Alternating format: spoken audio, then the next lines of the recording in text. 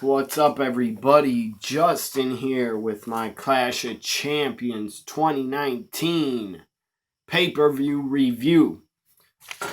The show felt very long. Not in the beginning, but after. It started at 6 p.m. on my time. It started at 6 p.m. The pay-per-view by 8:30. I was really tired of watching. I don't know why, but it felt really long. But the first 2 hours and after the Sasha Becky match, it didn't feel that long. A lot of the matches went by really quick, mostly because the finishes were a lot of the matches, the finishes were really short. Finishes in matches under 10 minutes. It felt like a whole bunch of matches in the beginning on the kickoff and the first 2 hours, except Becky and Sasha was not short, and I'm glad it wasn't. But before Becky Sasha, every match felt like they ended it too quick. Like they were in a rush. Like they were in a fucking hurry. I don't know why. I don't know why WWE felt like they had to rush a whole bunch of matches. It was weird. So up first, we had the kickoff. Clash of Champions kickoff. And when I started watching, I did not feel good. I felt really sick. I don't know why, but I just felt sick. And most of the day, I have not had an appetite to eat anything, really. I don't know why. I'll try to eat something before I go to sleep. So, anyways, a kickoff show. Up first was the Cruiserweight title. First had the panel, Booker T, Charlie Caruso, David Otunga, and who else? I don't remember anyone else. Oh, stupid Jonathan Coachman. He was there. So up first, we had the Cruiserweight Championship. It probably could have been longer. U.S. title match, that really should have been longer. That ended way too soon.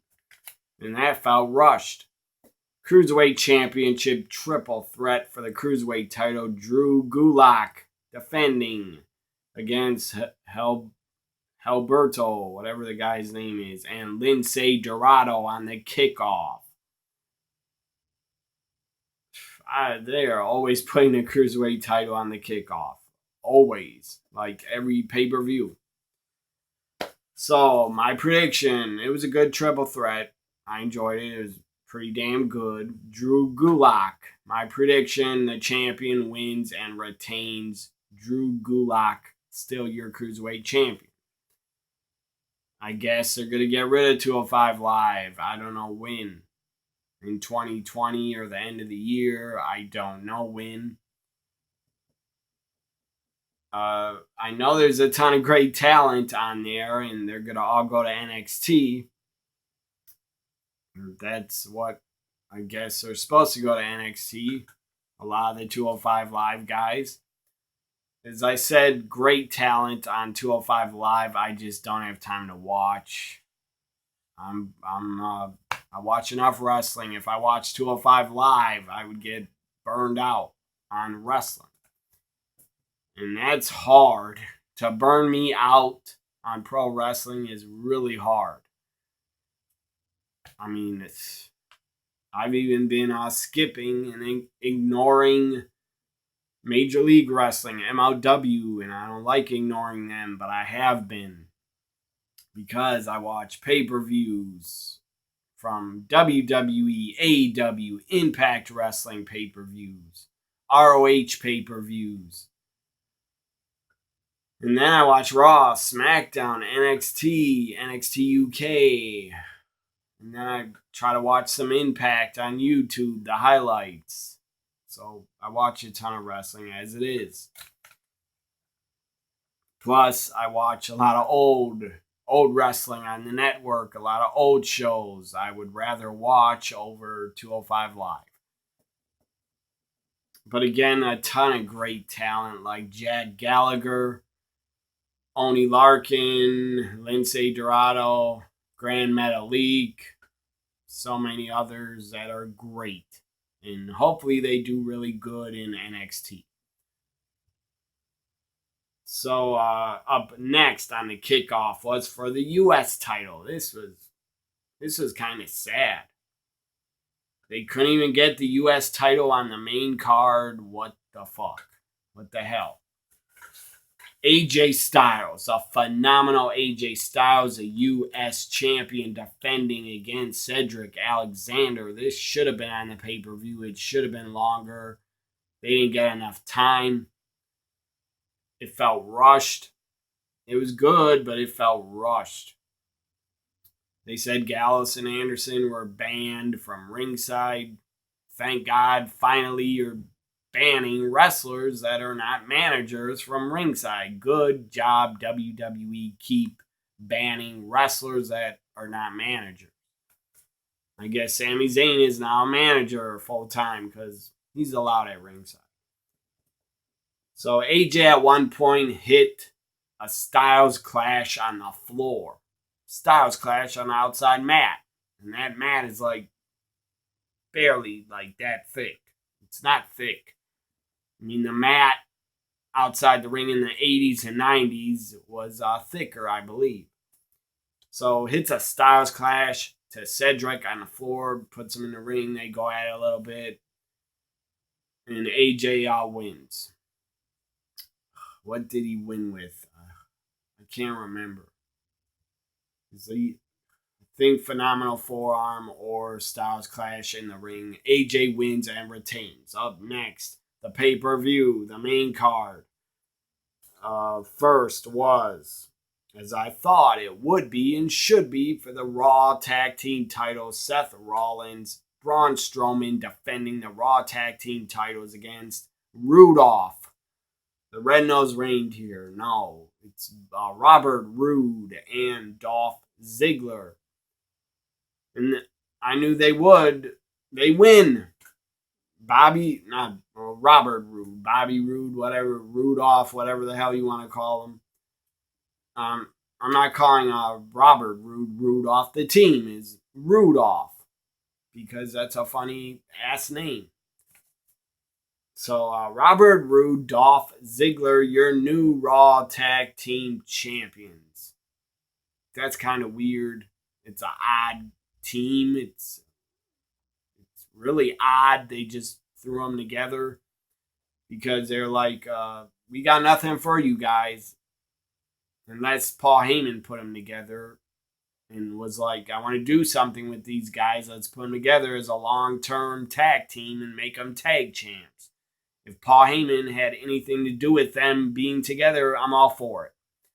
If it was just Vince or some stupid creative writer that doesn't know jack shit about wrestling or WWE, some stupid Hollywood writer, if it was a writer or Vince, they would probably just say, let's put them together. Let's put Rude together and Dolph, just so we can call him Rudolph. No, that's not why. Let's just put them together because we got nothing for them. We're never going to use them. We're never going to push them. So just put them together. Or, I don't know, maybe Vince was like, Dolph and Rude, I want them chasing after the 24/7 title every damn week. I want them to chase after the 24/7 title, damn it. That's my Vince impression. And then maybe Paul Heyman talked him out of it. I don't know. I'm guessing. Paul Heyman could be like, Vince, no, these guys are better than going after the 24/7 title. Let's make them tag team champions. I don't know, because maybe Paul Heyman sees something good in them, and they're both. I like Rude more, but Dolph is still good. He's still in his prime. So maybe Heyman wanted to make them a team. I don't know, because he thinks they're both talented and he can get a lot out of them. or he sees they have talent. Vince obviously does not. So, what was I saying? Yeah. Rude and Dolph are new tag champs. I'm all for them being tag champs. I'm all for it if they keep them together. Don't break them up for like at least 4 or 5, 6 months. Keep them together. So up next, after that, kickoff to the pay-per-view where we had new Raw Tag Team Champs. Dolph Ziggler and Robert Roode are your new Raw Tag Team Champs. I'm just happy for them because at least they're not going after the 24/7 title. They're better than that, and I'm a fan of the 24/7 title. I think it's funny as hell, and all the stuff they do with it. I think it's entertaining, the 24/7 title, and especially Drake Maverick. That guy is comedy gold. He's tremendous. I hope Drake Maverick, I hope that guy gets a raise because he's great. I hope they offered him a new contract. Maybe they're afraid he'll jump. So up next we had, what was next? Trying to number these matches. So up next was, I believe, Bayley, Charlotte. I think. Yeah. Up next was for the SmackDown Women's title, Bayley defending against Charlotte Flair, the Queen, in her hometown, her city, Charlotte, North Carolina. I don't know if Charlotte was born there, but she might have been because her dad lived there for decades. So Charlotte gets the hometown pop face reaction. Bayley doesn't get that much of a face reaction. And she still comes on the stage and does that to the fans. And I didn't like that, but they're still trying to make her like a face and heel. I don't know what the hell she is, but she did a heel move in the match. That was good. I enjoyed that. But I don't know. Maybe this is going too far. What I thought of is when Bayley made her entrance, instead of putting her hands up trying to get the fans to react, instead of that, she should have came out and been like, going like this to the fans. That would have been awesome. But they're not going to do that because they're still PG. But you can get edgy on a pay-per-view. Bayley should have, or instead of the middle finger, Bayley could have like turned around and I don't know, like spanked her butt like you can all kiss my ass or something. Or got on the mic and said, don't you dare cheer me. You can all kiss my ass and go to hell. Something like that on the mic. But I don't know. A lot of guys would probably like to kiss Bayley's ass because she's got a nice ass. That's a fact. So Bayley, Charlotte, it was a good match. It felt rushed, and it was too short, I thought. Didn't feel, I don't know about rushed, but it felt too short. It should have been longer. I wanted it to be longer because I love Bayley and I love Charlotte. I wanted to see a longer, good, awesome, better match. But they ended it pretty quick. First off, don't book like 11 matches. 2 kickoff matches, you don't need 2, you need 1. And for the main card, you don't need 9 matches. That's too many. It burned me out. The final hour of the pay-per-view, I was burned out. I didn't really care. I didn't really care for Kofi, Orton, or Braun, Seth. I was thinking anyway, Seth would retain. And I thought Kofi would retain. So those matches were kind of boring to me. So, anyways, just don't book 9 matches for pay-per-views. Book 7, 8. If you didn't book so many damn matches, a lot of these early matches had to be rushed and ended so damn quick. But at least two other women, Sasha and Becky, they got a lot of time. So that was good. So Bayley, the turnbuckle pad came off somehow. I don't know how. I didn't see Bayley take it off. I was watching the network from my computer, so I had the network page closed, but I could hear it at the time, so I didn't see Bayley tie the turnbuckle and take it off. She probably did, but I missed it. But I did see the finish. Bayley threw Charlotte's face into the exposed turnbuckle.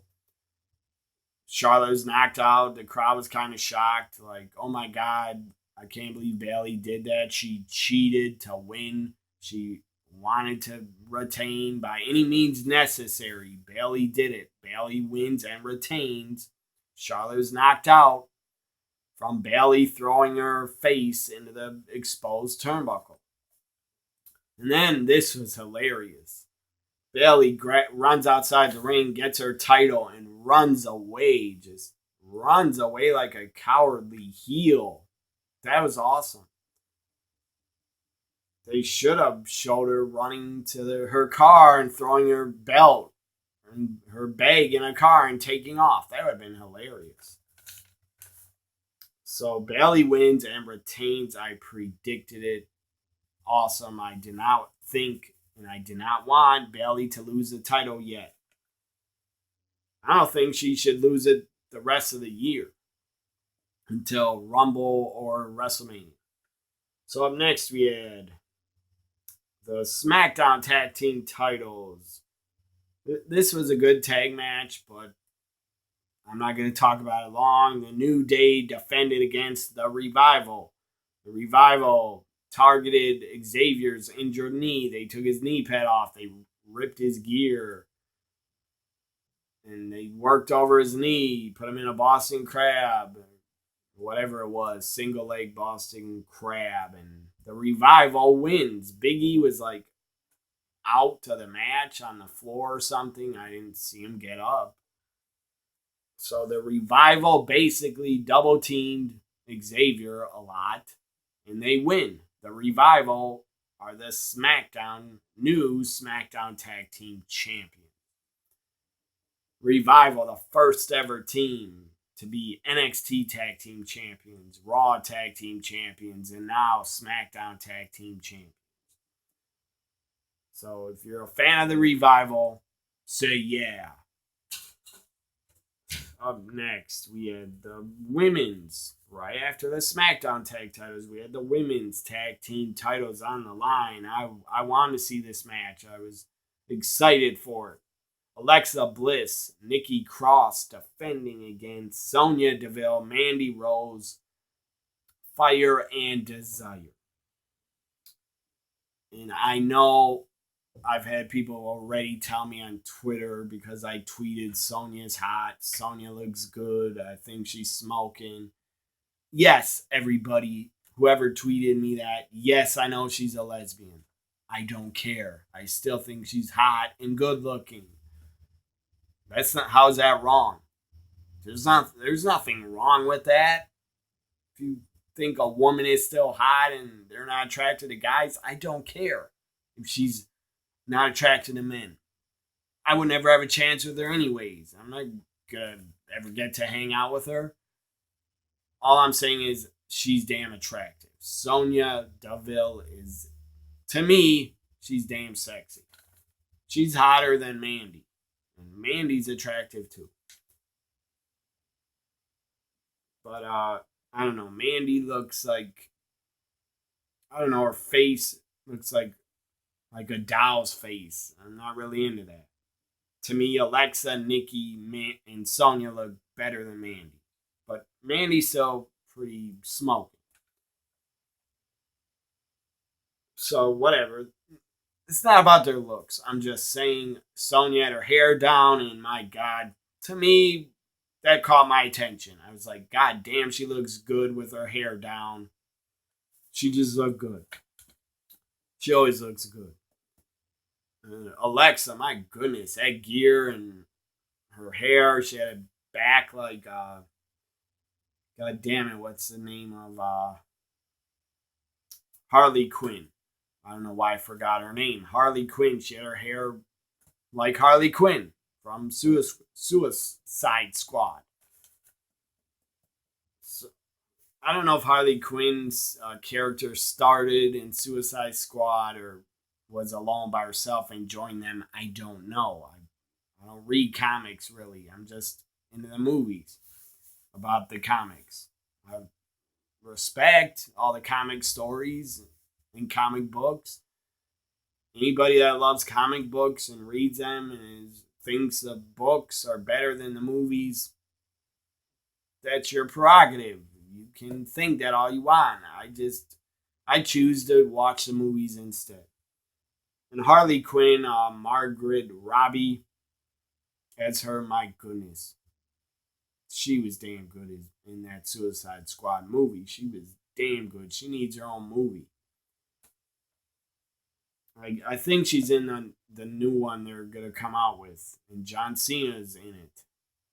He got a part in it. I think I read Margaret Robbie's going to be in the next one. She better be because nobody else could play Harley Quinn like Margaret Robbie. In my opinion, she was perfect as Harley Quinn. So Alexa, my God, she looked smoking hot. Nikki looked good, but Sonya really caught my attention. I'm a big fan of Sonya, and not because of her looks. Even though I think she's a gorgeous woman, she's a great talent, great worker, great future, bright future for Sonya Deville. They should have her and Mandy break up and feud, and Sonya should be a single star. I'd like to see Sonya go after Bayley and challenge her. So the women's tag titles, it was good. It wasn't bad. I didn't think Sonya and Mandy would win. I predicted Alexa and Nikki, and they won. Up next, we had... I like Alexa and Nikki, by the way. I like them as a team, as tag champs. I think they should stay together for a while. Don't break them up within like 3 months or whatever. Don't break them up in 3 months. So up next we had... God damn it, what was next?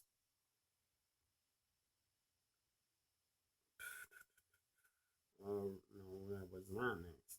Up next was the Intercontinental Championship. Nakamura defending against The Miz. And they kept saying, probably as a swerve to try to fool us.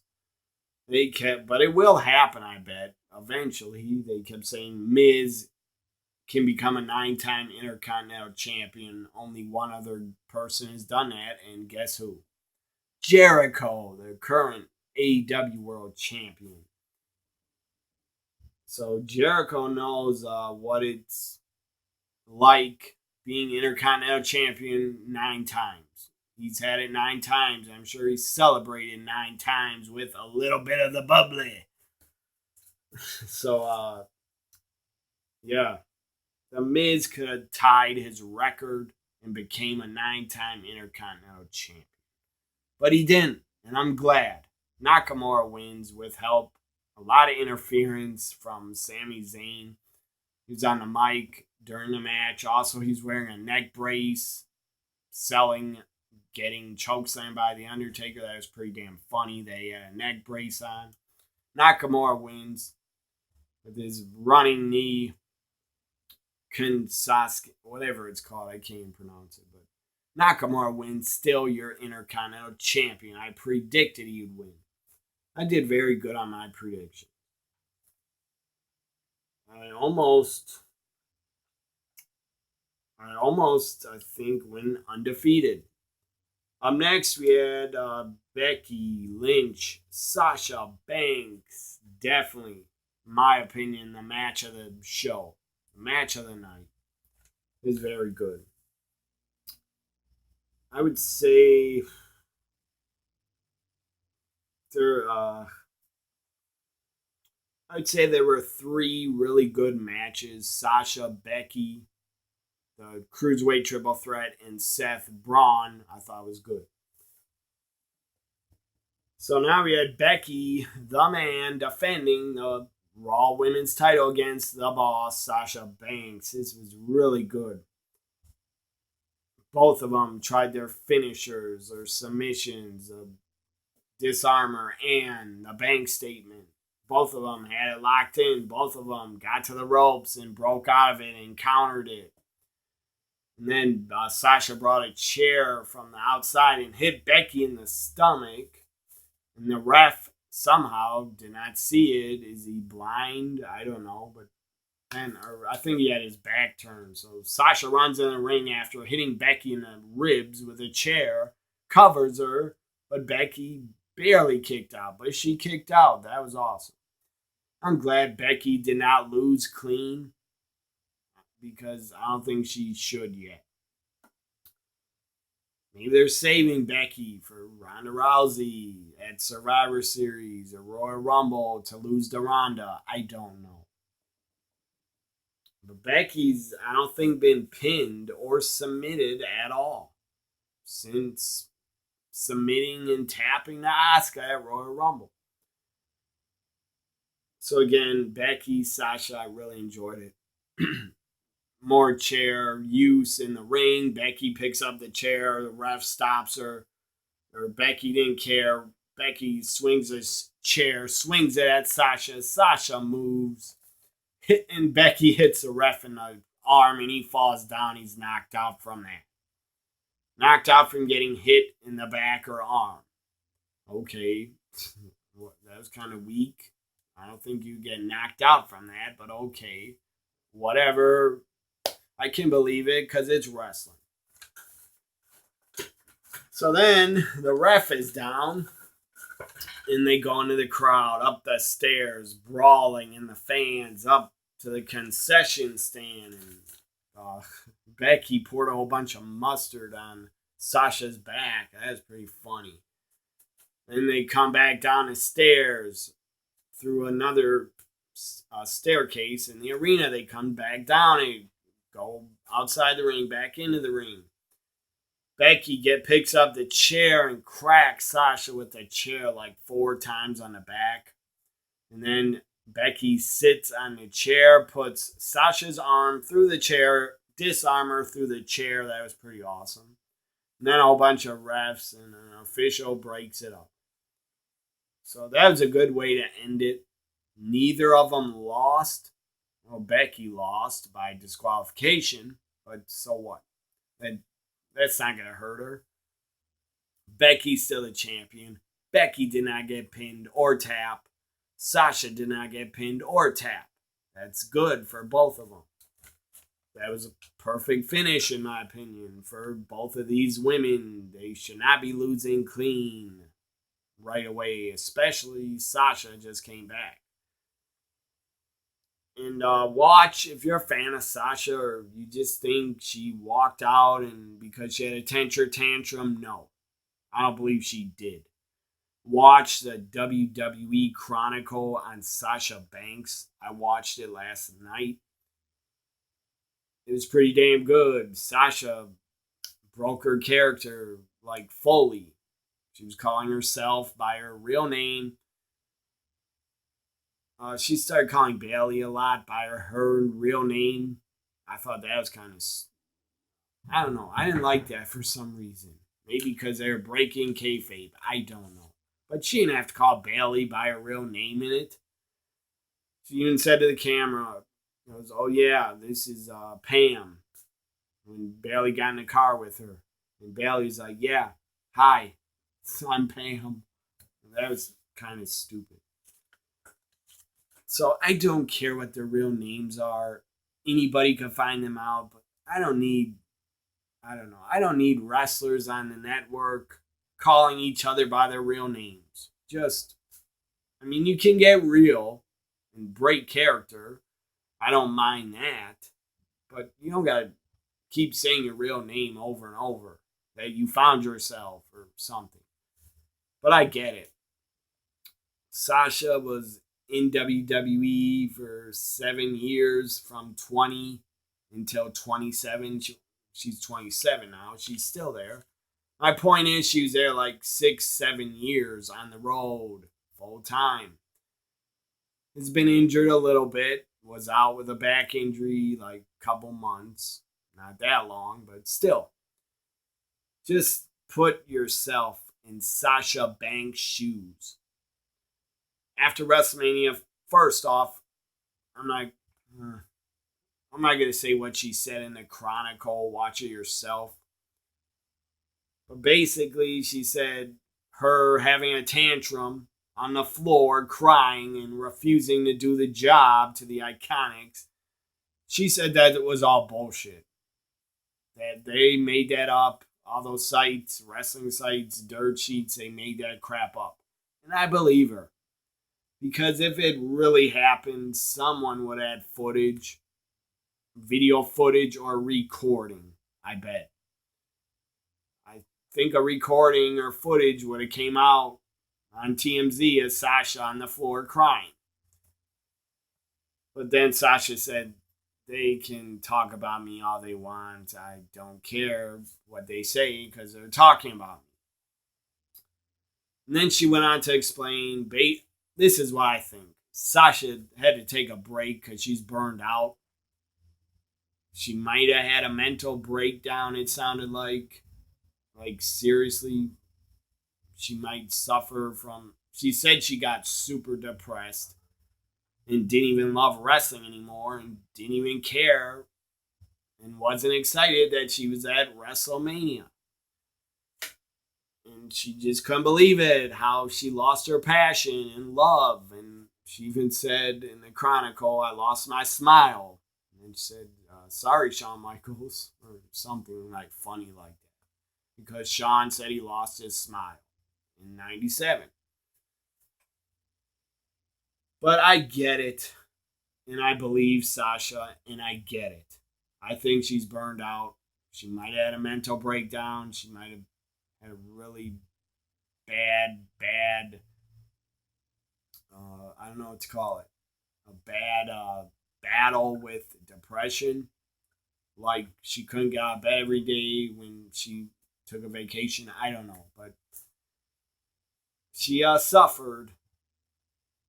I think she's burned out and she needed a break and a vacation. And she also said she started talking to a therapist to try to help her. That's good. If you're hurting, if you're depressed, see a therapist. Go to one, it might help you. It's better than doing nothing about it. She also said she went to see psychics and stuff like that. My point is, it's a really good WWE Chronicle on the network about Sasha Banks and why she left and what happened. Why did she leave? She explains it. And I believe her. I'm going to believe her. I don't think it's just a breakdown and depression. I think she's burned out from being on the road with WWE and NXT for 7 years. Or 6 full years. So Becky's disqualified. Sasha wins by DQ, and I predicted Sasha would win, so that's a victory for my predictions. Up next, WWE Championship, Kofi Kingston, Randy Orton. This was good, but I didn't care. All that I cared about was Kofi retaining and winning, and he did. For a minute, maybe a second, I thought they'll probably give it to Randy because they gave the titles to the Revival. But I was dead wrong. Or actually, I was not, because I predicted Kofi would win and retain. Randy looked like he was going to do the punt kick, but Kofi hit him with Trouble in Paradise 1, 2, 3. Kofi defeats Randy Orton clean. I still think they're going to have a match inside Hell in a Cell. So up next, we had God damn it, what was next? Next was no disqualification. Eric Rowan, Roman Reigns, no DQ. It was good. I didn't pay attention to the whole match, but it was good enough. It wasn't bad. Roman got put through the announce table at one point, and then he jumps like right up, I believe, and went back in the ring. Or not, he didn't jump up right away, but Rowan pinned him, I believe, after that, and he kicked out. Like, what the fuck? How do you kick out after being put through a table? That's stupid booking. That's really I'm gonna take a shot at AEW. That's really stupid when the Lucha Bros and the Young Bucks had their ladders match at All Out, and they're getting Canadian destroyers off ladders through tables. How in the hell could you get back up from that? That's not believable, in my opinion. That pissed me off. So, back to Eric Rowan. Roman, they brawl in the crowd a little bit. Roman's just basically getting beat up like 90% of the match, felt like. Then he comes back, Superman punch on the stage. He's running down the ramp, I guess for a spear, and out of nowhere, Luke Harper shows up. He's back. It's great to see him back.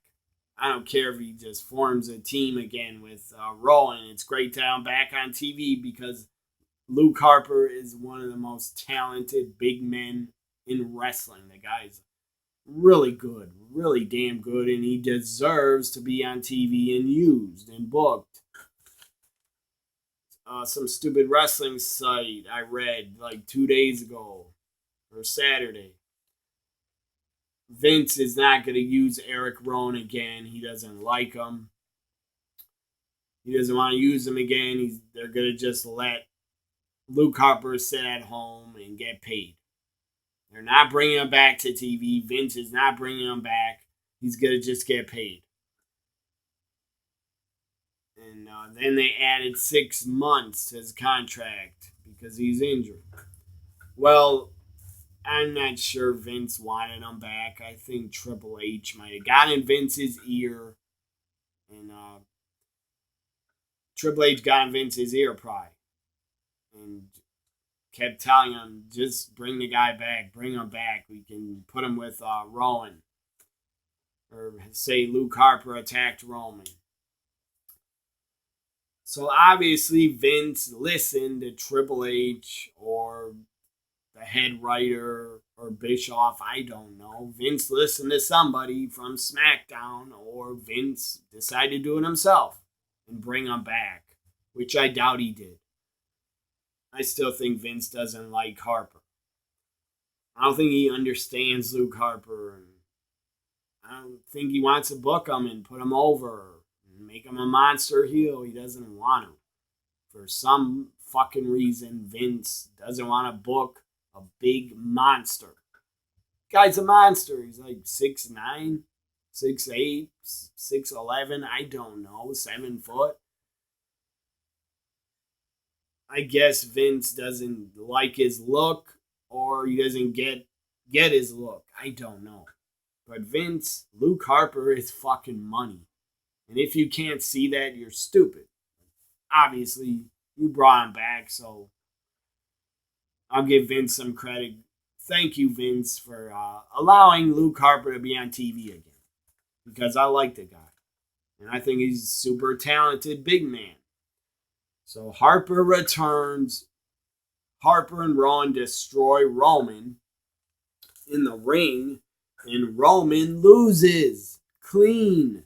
Eric Rowan defeats Roman Reigns clean on a pay-per-view. Oh, Luke Harper interfered, so I guess it wasn't clean, but he still won. Eric Rowan wins. That shocked me. Luke Harper's return, that came out of nowhere. I did not expect to see him come back. I thought it'd be Daniel Bryan coming out interfering for Rowan. So the Bludgeon Brothers, I guess, are back.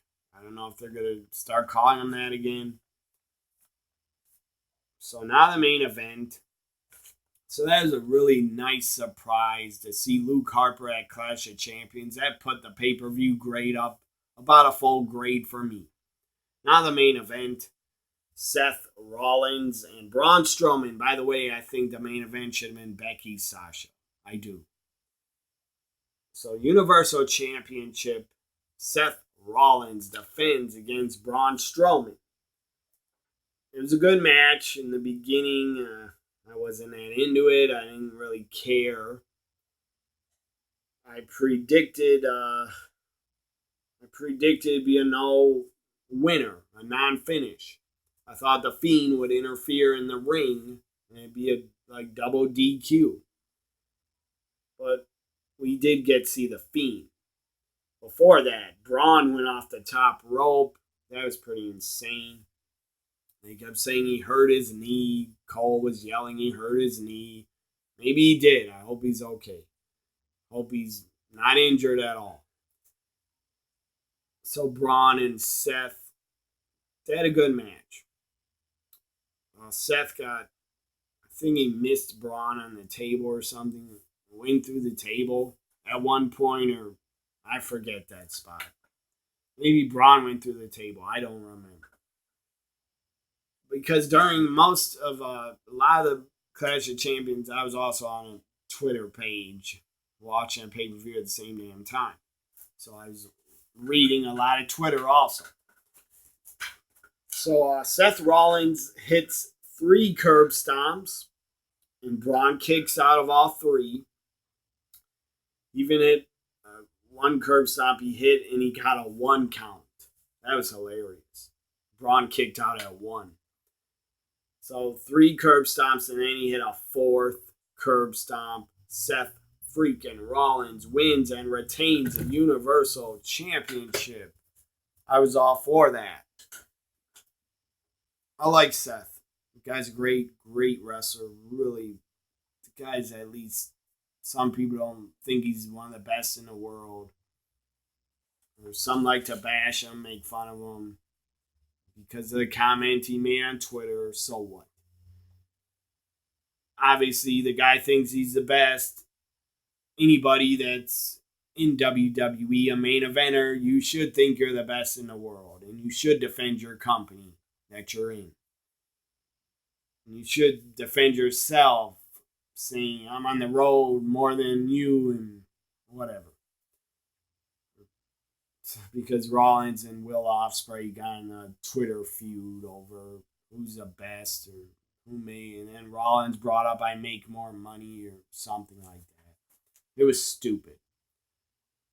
No reason to have wrestlers fighting and feuding on Twitter. That's stupid. Just you should all be cool with each other and be happy for each other. But I don't think Seth was being an asshole or a douchebag. I think he was just defending himself and his company. So in my opinion, Seth Rollins is one of the top 5 best wrestlers in the world, in my opinion, out of men. So Seth retains, and after it, he's up on the stage, holds up the Universal title, the pay-per-view logo, the graphic, goes up on the bottom of the screen. I was like, damn, this is over. No Fiend. No Bray Wyatt, no Fiend. I was like, they're really going to end it with no Fiend. But then I heard his music. Lights are flashing. Lights go out on the stage. Pay-per-view is like a second away from ending. That was perfect. Whoever decided to do it like that, they got rid of the logo of the pay-per-view. They got rid of that when the Fiend's music hit. That was the perfect fucking timing to bring out the Fiend. It was just perfect. It was genius, whoever thought of it. It was fucking great because I didn't expect it. I was like, the pay-per-view's ending and I'm not going to be able to see the Fiend. This is kind of sad and kind of sucks. I thought I was going to be able to see him, but obviously he's not coming out. But he did. has his mask on. Lights come back on, strobe lights flashing in his face. He is holding Rollins' sister Abigail on the stage. And Bray or the Fiend's holding up his glove, and then he sticks it in Seth's mouth, gives him the mandible claw, takes him out. Rollins is passed out, and the lights go out, and the Fiend is laughing and laughing, and the pay-per-view ends in the dark with no lights on the screen. Great way to end it. Great way to end Clash of Champions with the Fiend coming out and making big damn statement that he wants the Universal title, the Fiend. I hope he wins it. I really hope he does. Because the guy's one of the most over in WWE. Except for Becky, the women, Sasha, Charlotte, Bayley, and the Fiend, in my opinion, and Rollins, and probably Braun are the most over in the company. And the New Day, and Kofi. But after Kofi won tonight, I did not like that.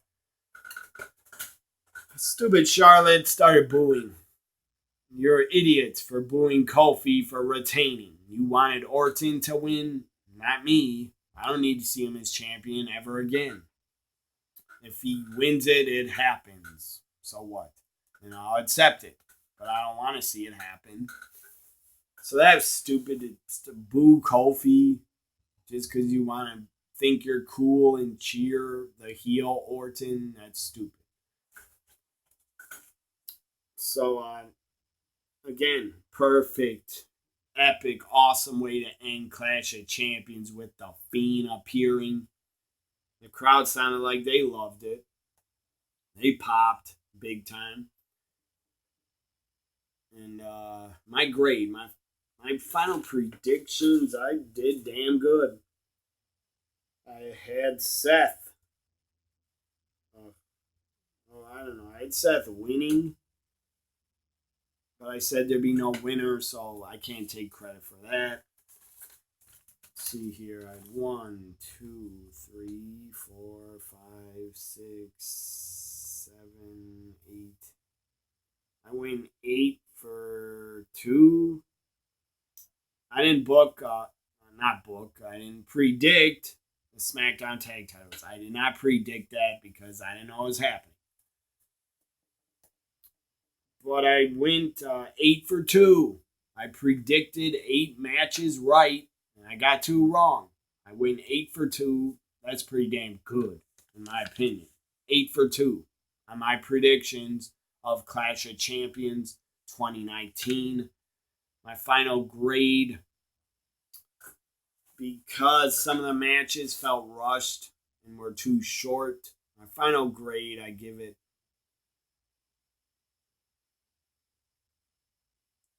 not a B minus, not a B plus, just I give it a B. Clash of Champions 2019 gets a B grade from me. What do you grade it? Like, comment, share, and subscribe. Also, follow me on Twitter at WWE NXT Guy. Bye for now, everybody.